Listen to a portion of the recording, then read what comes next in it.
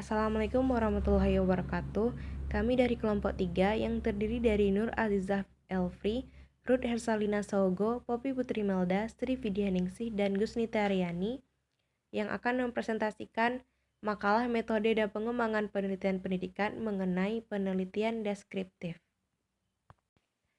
Sebelum kita memasuki materi, kita harus mengetahui apa itu capaian pembelajaran kita. Di mana capaian pembelajaran kita yang pertama yaitu mahasiswa mampu menjelaskan konsep penelitian deskriptif.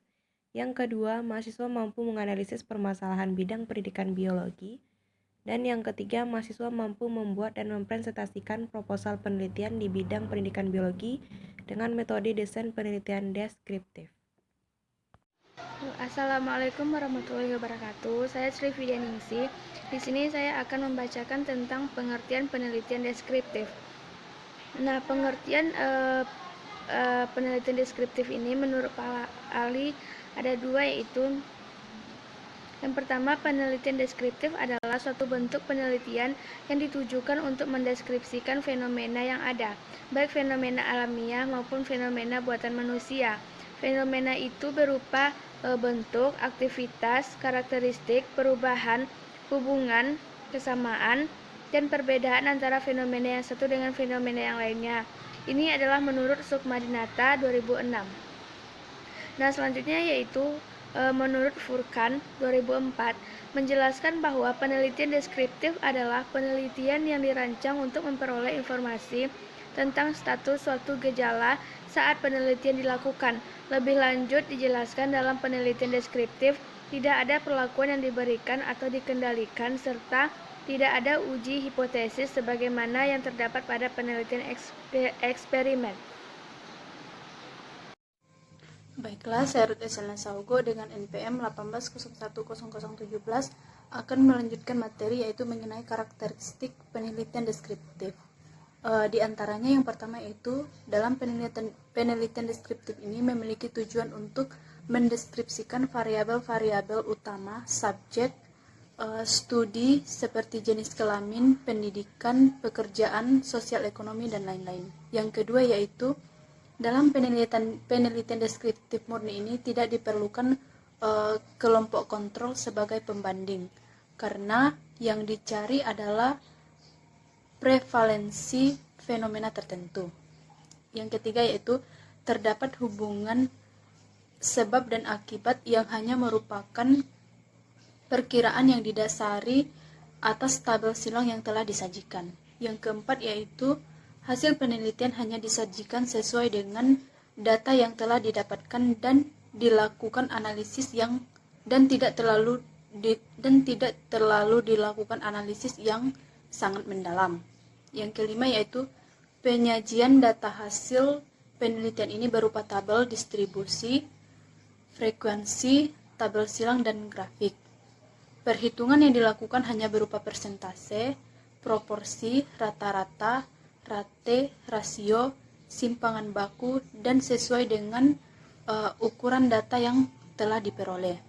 Yang keenam yaitu pengumpulan data dilakukan dalam satu saat atau satu periode tertentu, dan setiap subjek studi selama penelitian hanya dilakukan satu kali saja.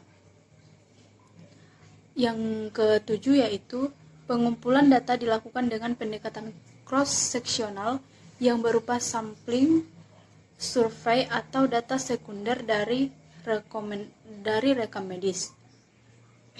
Mungkin hanya itu materi dari saya. Sekian dan terima kasih. Assalamualaikum warahmatullahi wabarakatuh. Baiklah, saya Gusnita Riani. Di sini saya akan menjelaskan materi selanjutnya, yaitu tentang macam-macam penelitian deskriptif. Penelitian deskriptif terbagi atas 5. Yang pertama, studi prediksi. Yang kedua, studi perbandingan. Yang ketiga, studi korelasi. Yang keempat, studi kasus. Dan yang kelima, survei. Yang pertama yaitu ada studi prediksi. Studi prediksi ini dipakai untuk menerka mengenai kemungkinan adanya sesuatu gejala berdasarkan gejala lain yang muncul pada saat penelitian. Yang kedua yaitu studi perbandingan. Studi perbandingan ini dikerjakan dengan cara membandingkan persamaan dan juga perbedaan sebuah fenomena untuk mencari faktor apa saja yang timbul pada peristiwa tertentu. Yang ketiga yaitu studi korelasi. Studi korelasi digunakan untuk mengungkapkan sebuah hubungan korelatif di antara variabel, walaupun tidak diketahui apakah hubungan ini memiliki hubungan timbal balik atau memiliki hubungan sebab akibat. Yang keempat yaitu studi kasus. Pada sebuah penelitian, studi kasus ini adalah sebuah penelitian yang mendalam mengenai suatu aspek lingkungan sosial termasuk manusia di dalamnya.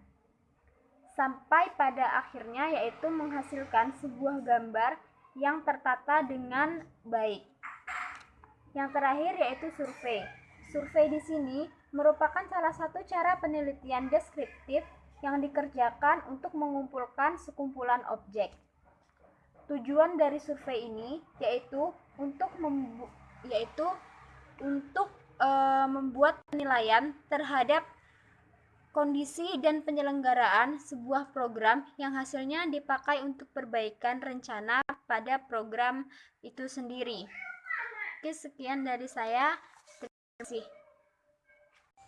Assalamualaikum warahmatullahi wabarakatuh. Saya Poppy Putri Melda akan mempresentasikan mengenai langkah-langkah penelitian deskriptif, di mana penelitian deskriptif mempunyai langkah-langkah penting sebagai berikut. Yang pertama, mengidentifikasi adanya permasalahan yang signifikan untuk dipecahkan melalui metode deskriptif. Yang kedua, membatasi dan merumuskan permasalahan secara jelas. Yang ketiga, menentukan tujuan dan manfaat penelitian. Yang keempat, melakukan studi pustaka yang berkaitan dengan permasalahan. Yang kelima, menentukan kerangka berpikir dan pertanyaan penelitian dan atau hipotesis penelitian. Yang keenam, mendesain metode penelitian yang hendak digunakan, termasuk dalam hal ini menentukan populasi, sampel, teknik sampling, menentukan instrumen pengumpul data, dan menganalisis data. Dan yang selanjutnya, mengumpulkan, mengorganisasikan, dan menganalisis data dengan menggunakan teknik statistika yang relevan. Dan yang terakhir, yaitu membuat laporan penelitian. Baiklah, hanya sekian. Terima kasih. Assalamualaikum warahmatullahi wabarakatuh. Baiklah, di sini saya akan menyampaikan materi tentang komponen laporan penelitian deskriptif. Yang pertama, halaman judul, alamat judul peneliti, nama peneliti, lokasi, waktu atau tahun pelaksanaan penelitian, dan lembaga peneliti petugas. Yang kedua, lembar pengesahan, terdiri atas tanda tangan ketua peneliti, tanda tangan pendamping peneliti, dan tanda tangan atasan. Yang ketiga, ada abstrak berisikan mulai dari permasalahan, tujuan, prosedur pelaksanaan penelitian, hasil temuan dan rekomendasi. Abstrak tidak dari 200 kata dan diketik 1 spasi. Yang keempat, kata pengantar berisikan uraian yang mengantarkan para pembaca laporan kepada permasalahan yang diteliti dan langkah-langkah penelitian yang digunakan untuk memecahkan uraian singkat. Yang kelima, daftar isi menyajikan isi laporan secara lebih rinci disertai halaman untuk setiap bagian, judul bab dan subbab. Jika ada gambar dan tabel maka dicantumkan juga. Terima kasih, hanya itu materi dari saya. Saya kembalikan kepada moderator. Baiklah, hanya sekian presentasi dari kelompok kami. Sekali lagi saya ucapkan terima kasih. Assalamualaikum warahmatullahi wabarakatuh.